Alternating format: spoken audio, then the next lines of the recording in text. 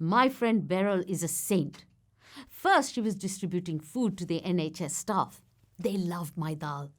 Now she's coordinating ladies to sew masks to sell for NHS charity. I told my son Rohan, get my old singer out from the loft. The NHS saved your father and me. It's my turn to help. People donate lovely remnants from the market. I kept this African kitenge one for myself. Reminds me of the kurtas we wore in Uganda.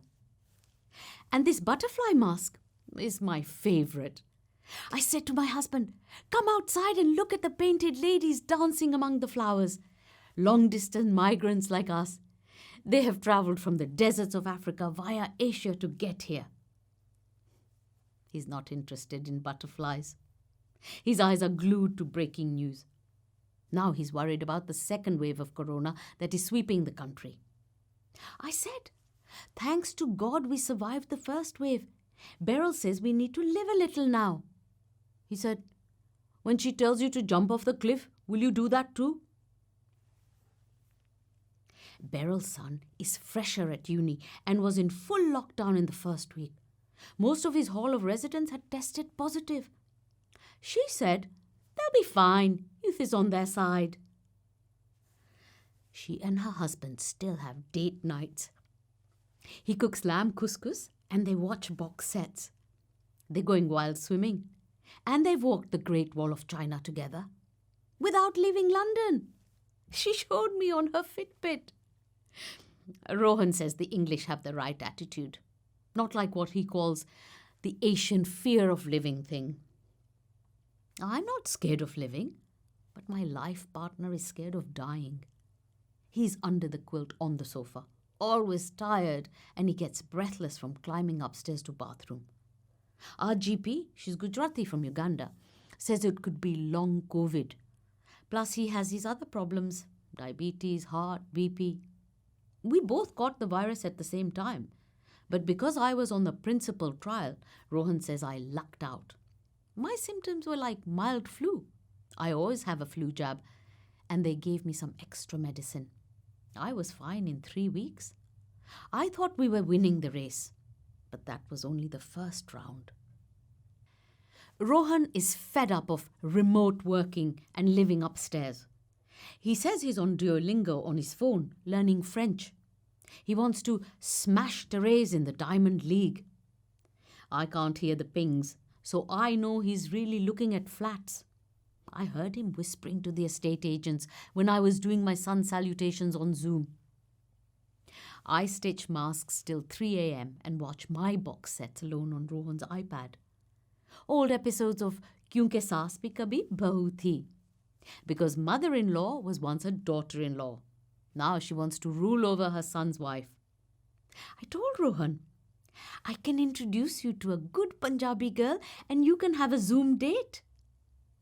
I don't want to date on Zoom, Mum, and she might not be Punjabi. I said, we don't mind English girl. Wait till there's a vaccine for everyone, then you can move out and be free. I know, I will be a soft mother-in-law. He said, the goalpost keeps changing, Mum. Even with the breakthrough, they still need to test other vaccines. I'll never be 23 again and I'll have wasted my youth in your attic. Well, not as if we've kept you prisoner. Gabriel invited Rohan to Bournemouth to stay in Airbnb with some of their friends. He's eco-warrior and picks litter from the beach. I said, why don't you go? Enjoy the sea air for a few days. He said, Mum, they don't think COVID is serious. They think it's the government trying to stop the young from being free or big pharma companies wanting to make more money. They think if they all get infected, it will help herd immunity. Take a video of your dad and post on your Instagram. Show them how serious it is. They have forgotten the days of all those people on ventilators on the news, all those extra deaths, so many from our communities. He didn't go. He's a good boy. Still shielding us because he says even though we now have antibodies, we can't be sure that we won't be reinfected. And his dad has comorbidities. Today, Rohan said he's joining the vaccine register. He says Asians aren't volunteering and they need that data. The only way out of this is if they find a vaccine that works for everyone. I said, let others who have more children do it. Why you, my only child? Why not me? You went on a trial. Yes, but I was already ill, so like you say, it was no-brainer. Mum, we're overrepresented in illness and underrepresented in research. They want people of all ages, even with preconditions. He's Taurus. Horoscope says stubborn and a dark horse. Slow-moving, but quick-witted. Yes. Why not him? Soon, he's getting his first dose. Then he has to download app on phone, fill in data every few days. There is 24-hour helpline and they will monitor him for a year. He says he's allowed to change his mind any time.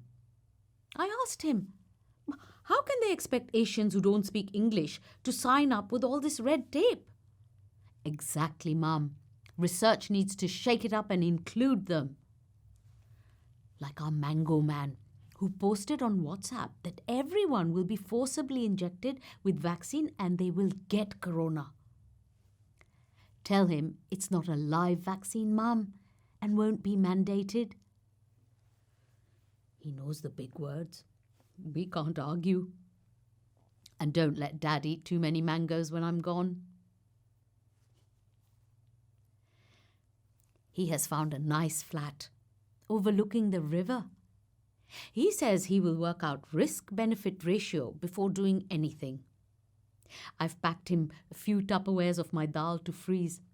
Otherwise, he will only cook expensive pasta from that Ottolenghi.